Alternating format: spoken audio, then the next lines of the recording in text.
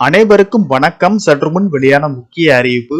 குடும்ப அட்டைதாரர்கள் பயன் பெறும் வகையில் ரேஷன் அட்டைக்கு 2 முக்கியமான அறிவிப்புகள் வெளியாகியுள்ளன. இதை பத்தி தான் நம்ம இந்த வீடியோல பார்க்க போறோம். வீடியோவை கடைசி வரைக்கும் ஸ்கிப் பண்ணாம பாருங்க. வீடியோக்குள்ள போறதுக்கு முன்னாடி இந்த வீடியோக்கு ஒரு லைக் பட்டனை பிரஸ் பண்ணிக்கோங்க. இந்த சேனலை இது வரைக்கும் சப்ஸ்கிரைப் பண்ணாதவங்க சப்ஸ்கிரைப் பண்ணிக்கோங்க. முதலாவது அறிவிப்பு என்னன்னு பாத்தீங்கன்னா, பிரதமர் மோடி தலைமையில் மத்திய அமைச்சரவை கூட்டம் வியாழக்கிழமை நடந்தது. இதில் நாடு முழுவதும் அந்தியோதயா அன்ன யோஜனா திட்ட பயனாளர் குடும்பங்களுக்கு ரேஷன் கடைகள் மூலம் மானிய விலையில் சர்க்கரை வழங்கும் திட்டத்தை 2026 மார்ச் 31 வரை நீட்டிக்க ஒப்புதல் அளிக்கப்பட்டிருக்கிறது. இதன் மூலம் மேற்படி குடும்பங்களுக்கு மாதம் தோறும் 1 கிலோ சர்க்கரை என்ற விகிதத்தில் கிலோவுக்கு ₹18.50 மானியமாக மத்திய அரசு அடுத்த 2 ஆண்டுகளுக்கு வழங்கும்.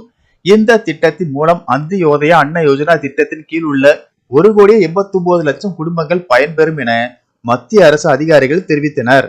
அடுத்த அறிவிப்பு என்னன்னு பாத்தீங்கன்னா, தமிழகத்தில் உள்ள ரேஷன் கடைகளில் புதிய மாற்றங்கள் கொண்டு வரப்பட உள்ளன.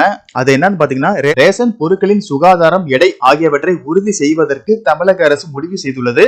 அதன்படி குடும்ப அட்டைதாரர்களுக்கு வழங்கப்படும் அரிசி, சர்க்கரை, பருப்பு மற்றும் கோதுமை போன்ற அத்தியாவசிய பொருட்கள் இனிமேல் பாக்கெட்டுகள் மூலம் வழங்குவதற்கு நடவடிக்கை எடுக்கப்பட்டு வருகிறது.